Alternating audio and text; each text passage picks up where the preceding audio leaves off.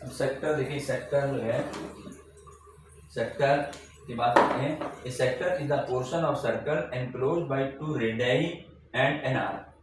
Radii और arc, इसमें क्या होगा, जैसे मानिए हमारे सर्कल बना हुआ है, ये सेंटर है हमारा ओ, ठीक है, और ये हमने दो रेडियस खींचे, एक ये और एक ये, ए और बी, ये रेडियस है ना, ये ए और बी, ठीक है ना, ए और बी, ये ओ ए और ओ बी क्या है, रेडियस है, बताया था ना पोर्शन।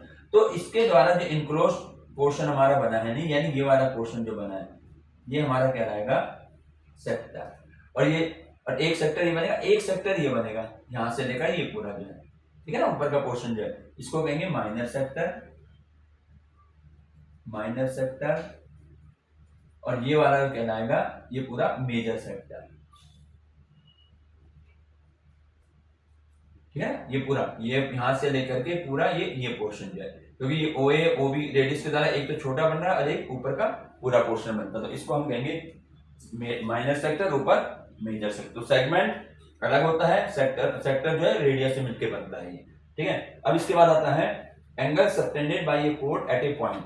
अब देखो, एंगल सबटेंडेड बाय ए कोड कैसे हम उसको कहते हैं, जैसे मान लिया हमारे पास ये एक सर्कल दिया हुआ है और ये हमारा सेंटर है O, और यहाँ पर हमें जो है angle subtended by a code, एक कोड हमने खींच दिया ए बी हमने कोड खींचा।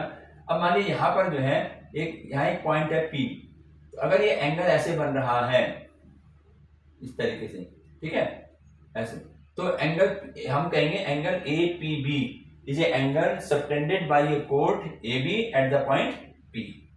एंगल जो होगा ना, एंगल ए पी बी, इसको कैसे पढ़ेंगे, एंगल सबटेंडेड बाय ए कोड eight the point P on a circle.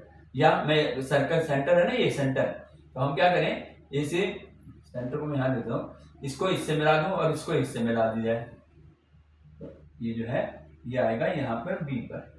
तो अब ये जो एंगल बनेगा, ये कौन सा, A O B, angle A O B, हम इसको कैसे पढ़ेंगे कि angle A O B is angle subtended by कोड A B at the centre O, ऐसे पढ़ा जाता है। तो ये हो गया एंगल सबटेंडेड बाय कोड। और एक दूसरा angle subtended bye an arc.